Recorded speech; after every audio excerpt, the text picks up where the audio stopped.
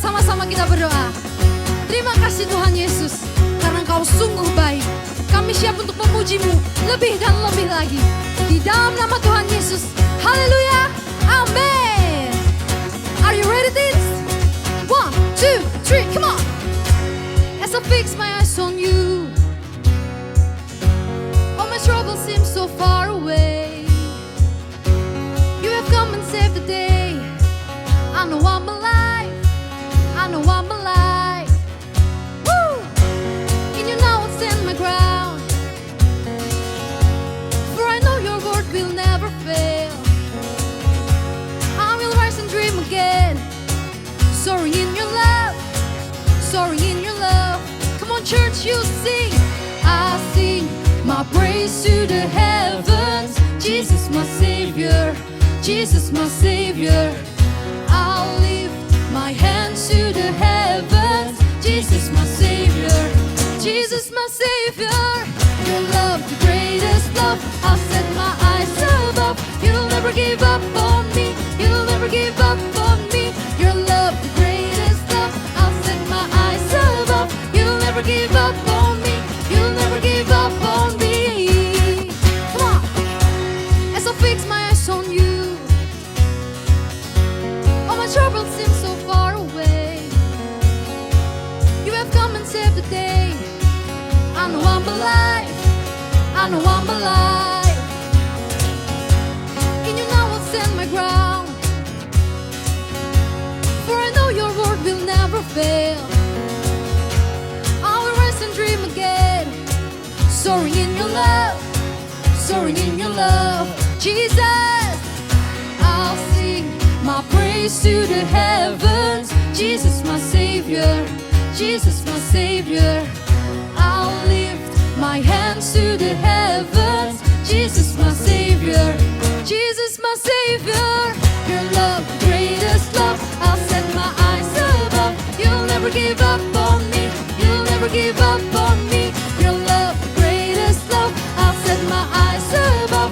You'll never give up on me. You'll never give up on me. Yeah. Oh. Come on, teens, put your hands in the air.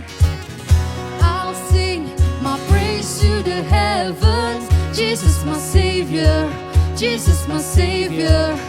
I'll lift my hands to the heavens. Jesus my Savior, Jesus my Savior. I'll sing my praise to the heavens. Jesus my Savior, Jesus my Savior. I'll lift my hands to the heavens. Jesus my Savior, Jesus my Savior. Your love, I'll set my eyes above. you'll never give up on me. You'll never give up on me. Your love, the greatest love. I'll set my eyes above. You'll never give up on me. You'll never give up on me. Your love, the greatest love. I'll set my eyes above. You'll never give up on me. You'll never give up on me. Your love, the greatest love. I'll set my eyes above. You'll never give up on me. You'll never give up on me.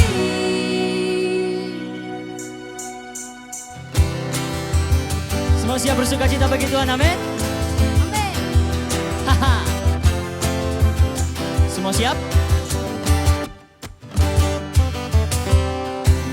Ku naikkan syukur buat segala perbuatanmu, kasihmu di dalam hidupku. Tiada terukur betapa besar kasihmu. Sungguh ku kagum akan Engkau, Yesus. Kaulah segalanya,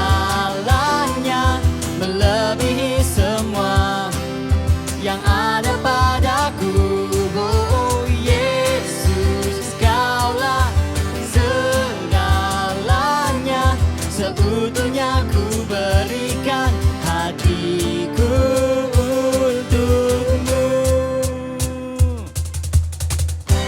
Ku naikkan syukur buat segala perbuatanmu, kasihmu di dalam hidupku. Tiada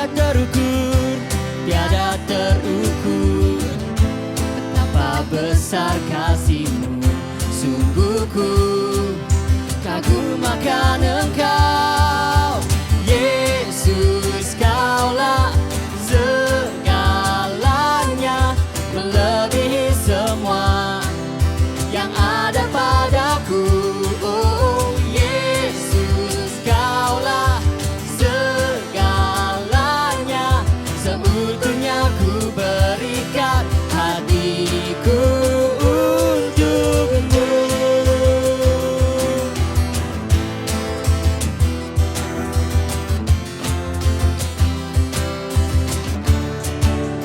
Everybody put your hands up. Yeah.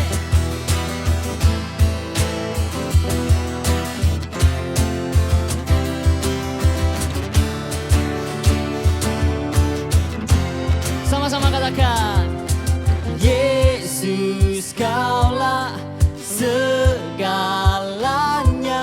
melebihi semua yang ada padaku. Oh Yesus, Kaulah segalanya, seutuhnya ku berikan hatiku untukmu. Semua, Yesus, Kaulah segalanya, melebihi semua yang ada padaku. Oh Yesus, Kaulah segalanya, seutuhnya ku berikan hatiku untuk, seutuhnya ku berikan hatiku untuk, seutuhnya ku berikan hatiku untukmu. Yeah.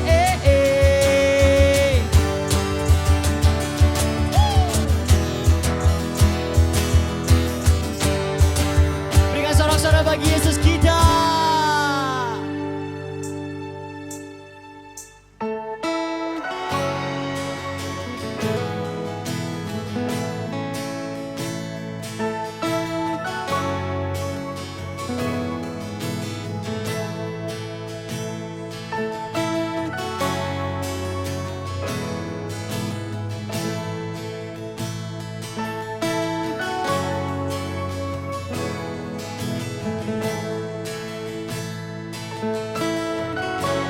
Here I am with my arms lifted high, as the light begins to fade. Hear my cry, my prayer, my plea. I'm counting on your grace for me. Through the storms and my uncertainty, Lord, I put my trust in you. You're my Savior and my peace. Oh Christ, my King, I will draw near.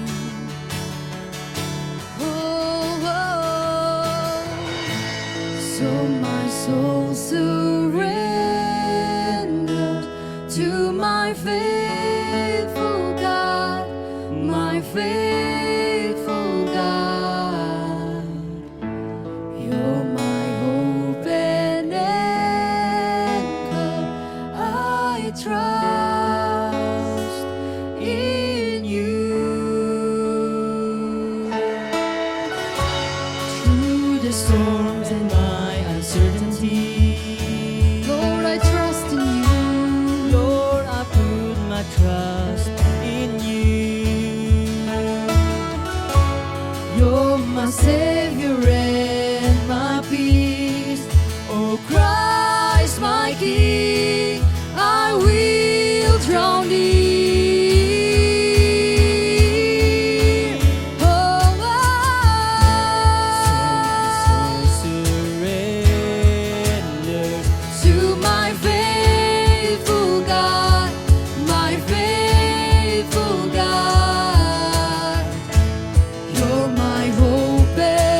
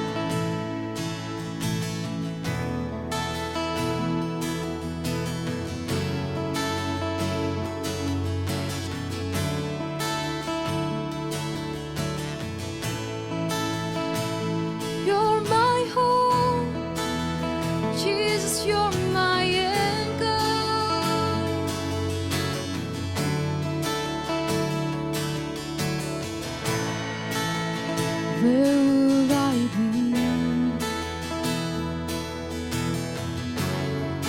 if not for your grace that rescued me? Life surrendered to worship you. Where would I be? Where would I be if not for your grace that rescued me? Life surrendered to worship you. Where would I be? Where would I be if not for your grace that rescued me? My life surrendered to worship you. Where would I be, Lord? Where would I be if not for your grace that rescued me? My life surrendered to worship you. Come on, please sing it out. So my soul surrenders to my faithful God, my faithful God. You're my hope and anchor. I trust in you. So my soul surrender to my faithful God, my faithful God. You're my hope and anchor. I trust in you. Where would I be, Lord? Where would I be if not for your grace that rescued me? My life surrendered to worship you. Where would I be, Lord? Where would I be if not for your grace that rescued me? My life surrendered to worship you.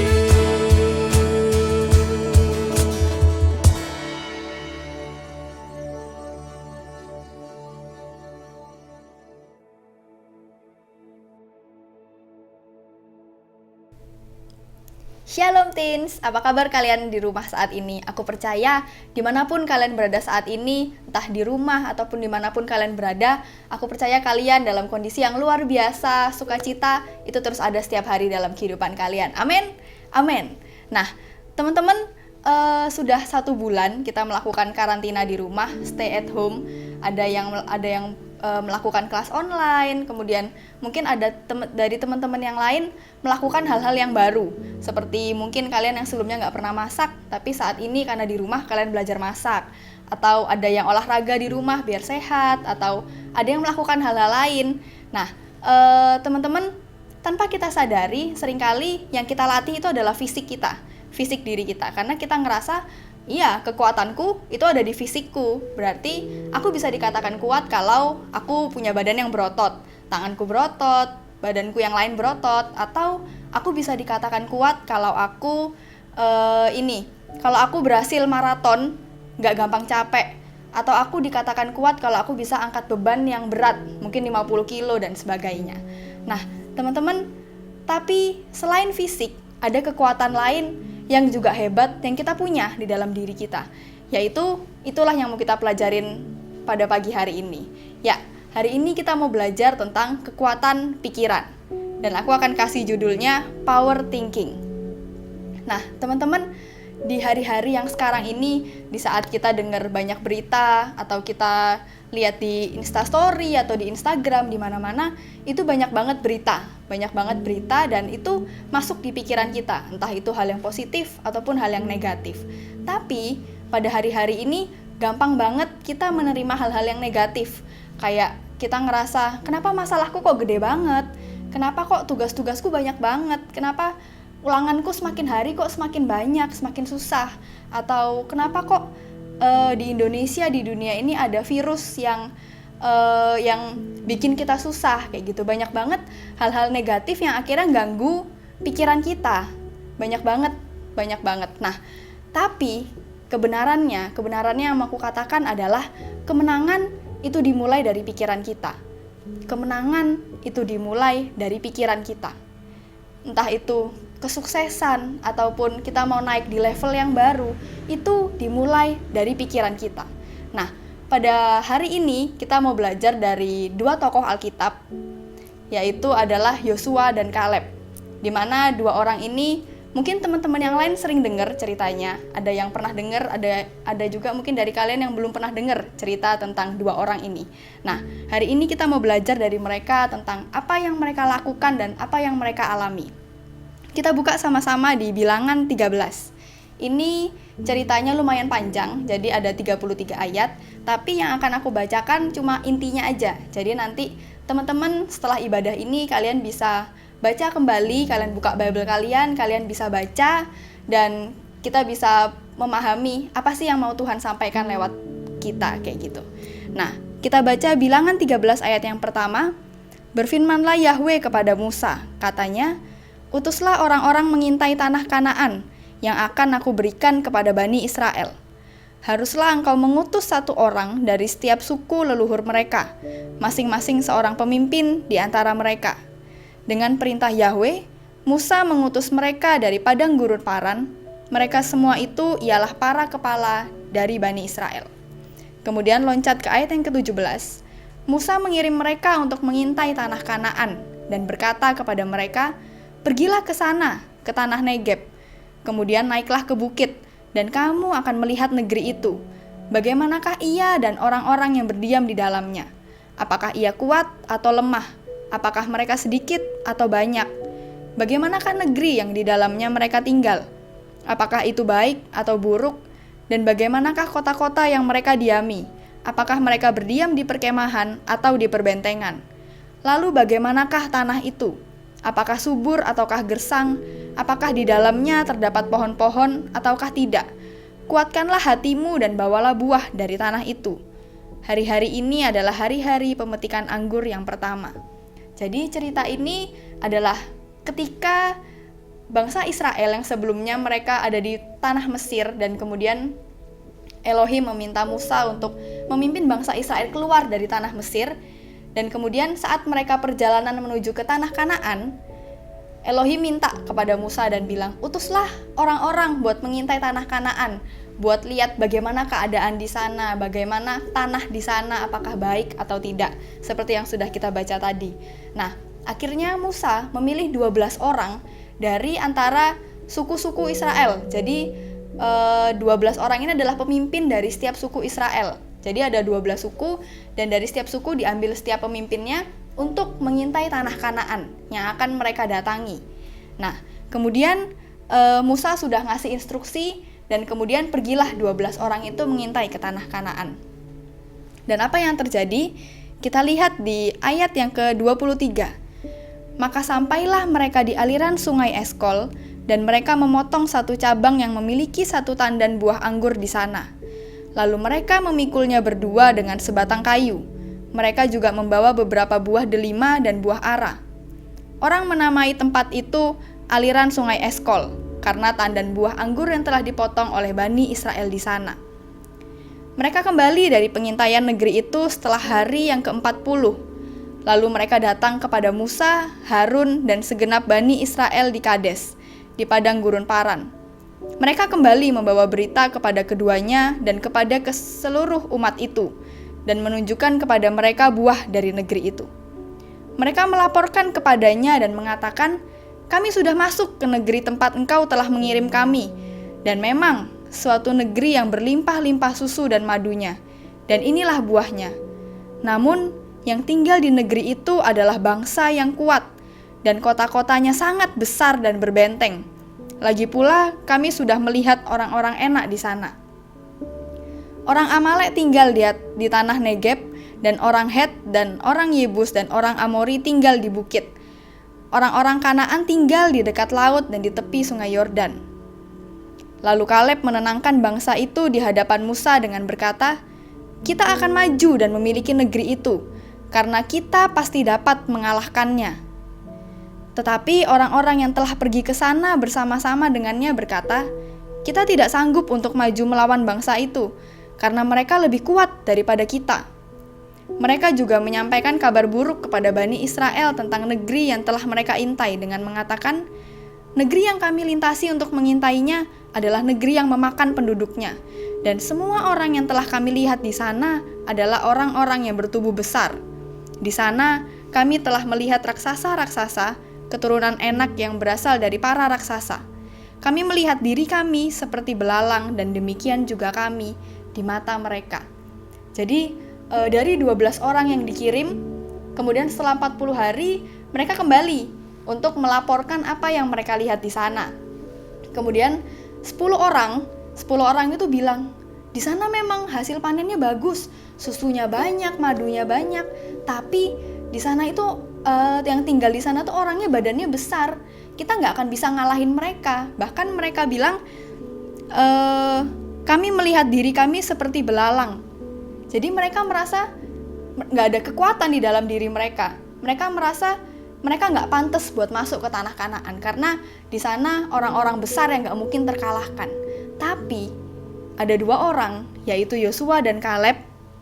Mereka bilang di ayat yang ke-30, "Kita akan maju dan memiliki negeri itu, karena kita pasti dapat mengalahkannya." Dari 12 orang yang dikirim, ada 10 yang membawa kabar buruk, dan 2 yang membawa kabar baik. Padahal saat mereka ke sana, mereka itu satu tim, 12 orang, mereka dari Israel, mereka dari bangsa Israel, mereka datang ke tanah Kanaan 12 orang, satu tim, otomatis mereka ada di posisi yang sama, mereka ada di kondisi yang sama, mereka melihat masalah yang sama, mereka melihat lawan yang sama, kota yang sama, dan masalah yang sama. Tapi perbedaannya, Yosua dan Kaleb mereka memilih untuk menggunakan kekuatan pikiran mereka. Di saat 10 orang yang lainnya melihat sesuatu yang buruk, tapi Yosua dan Kaleb memilih untuk melihat sesuatu yang baik. Mereka belajar buat melihat kalau ya, memang di sana orang-orangnya besar-besar, memang di sana kota-kotanya berbenteng, tapi kita pasti dapat mengalahkannya. Mereka tahu hal yang terpenting itu adalah ada yang ada dalam pikiran mereka. Dan di Bible ini dikatakan kalau Yosua dan Kaleb, mereka nggak punya pengalaman apa-apa. Bahkan mereka derajatnya sama kayak yang lain. Mereka adalah pemimpin dari suku Israel. Tapi walaupun mereka nggak punya pengalaman yang lebih baik, mereka tidak terlatih, tapi ada satu yang membedakan, yaitu pikiran mereka. Yosua dan Kaleb, mereka punya pemikiran yang berbeda dengan 10 pengintai lainnya. Kenapa mereka bisa punya pikiran yang berbeda? Karena mereka tahu kebenarannya. Apa kebenarannya? Kita lihat di Bilangan 14, ayat yang ke-6. Yosua anak Nun dan Kaleb anak Yefune dari para pengintai negeri itu mengoyakkan pakaian mereka.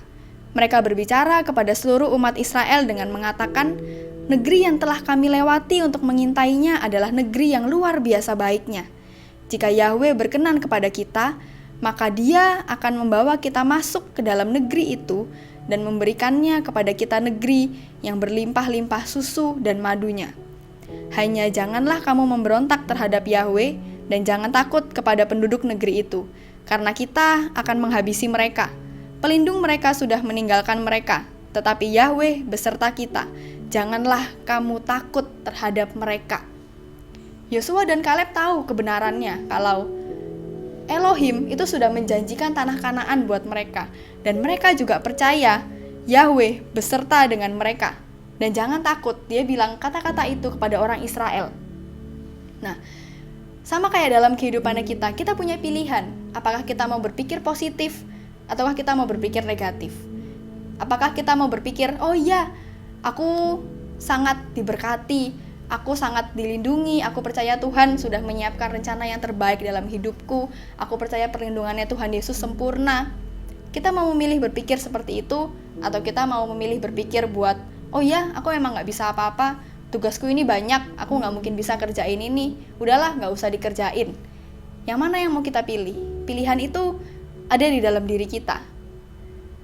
Dan jangan meremehkan kekuatan pikiran. Karena apa? Karena pikiran itu bisa mempengaruhi apapun yang kita lakukan. Ketika kita berpikir sesuatu yang buruk, itu bakal bikin mood kita jelek, kita jadi nggak mood ngapa-ngapain, jadi akhirnya itu bisa mengganggu semuanya. Tapi ketika kita punya pikiran yang positif, hal itu bakal jadi kekuatan yang baru buat kita jadi semakin yakin buat melakukan sesuatu. Dan di bilangan yang ke-14 ayat yang pertama, dikatakan seperti ini. Seluruh umat itu berseru-seru dan menangis sepanjang malam itu. Jadi, karena mendengar kabar yang buruk dari 10 pengintai itu, seluruh umat Israel itu berseru-seru dan menangis sepanjang malam itu.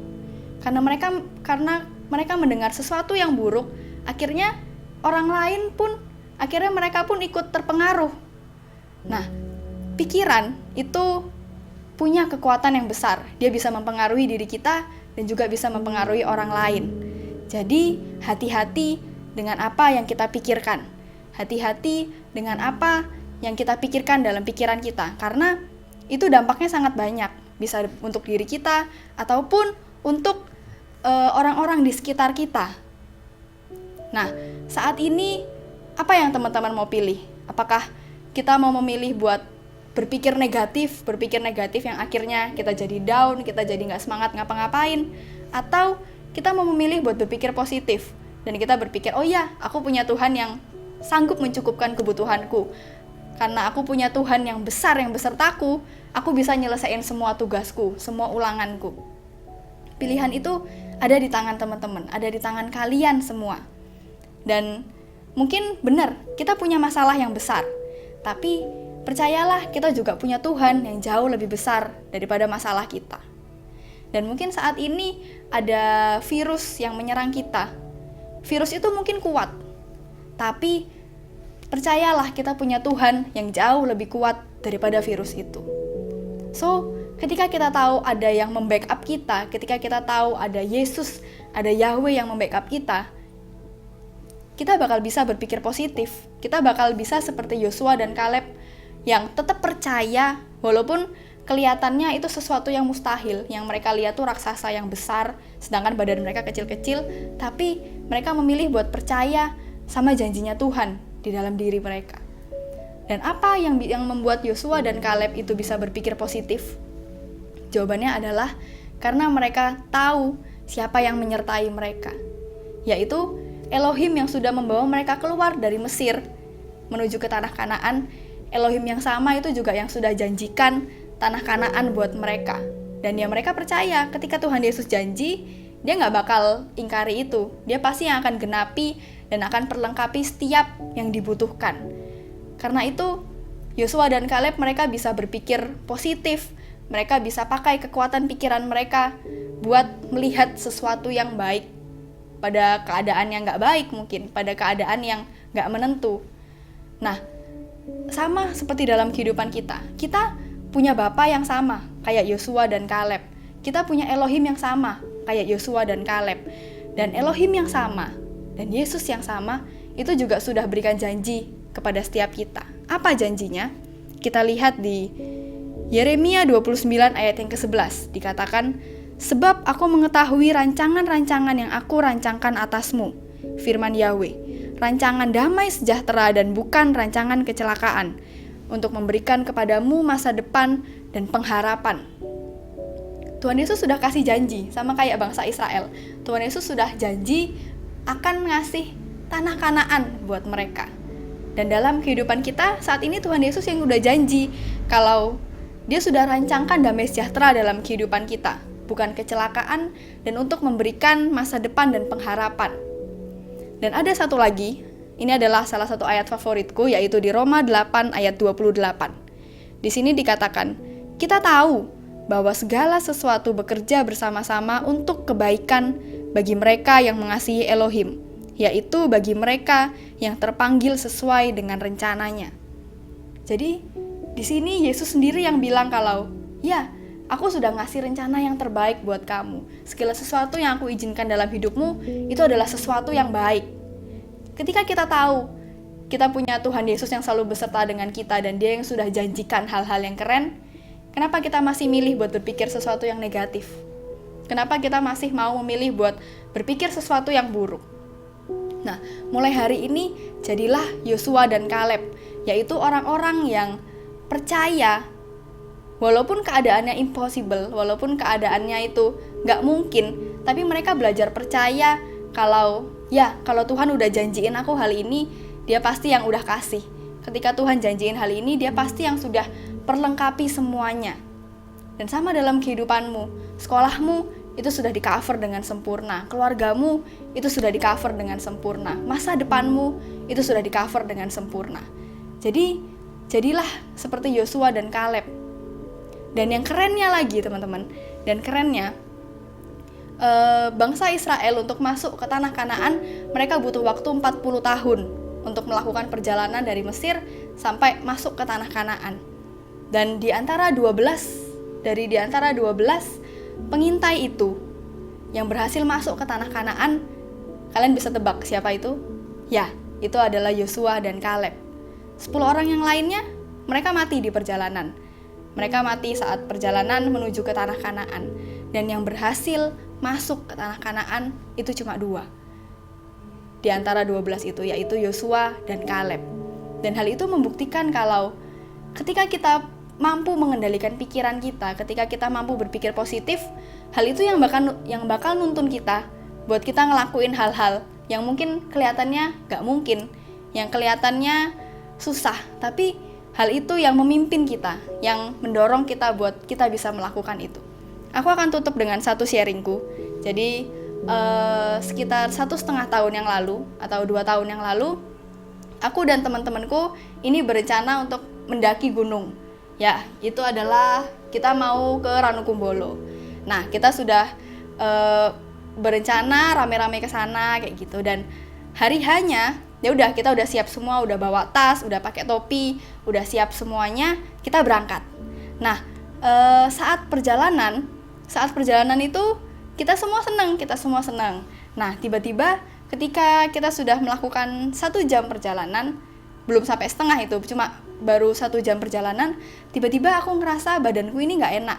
Tiba-tiba perutku mual, tiba-tiba aku ngerasa pusing, aku ngerasa kayak gak kuat kayak gitu. Dan teman-temanku yang lain bilang, loh mukamu pucet kayak gitu.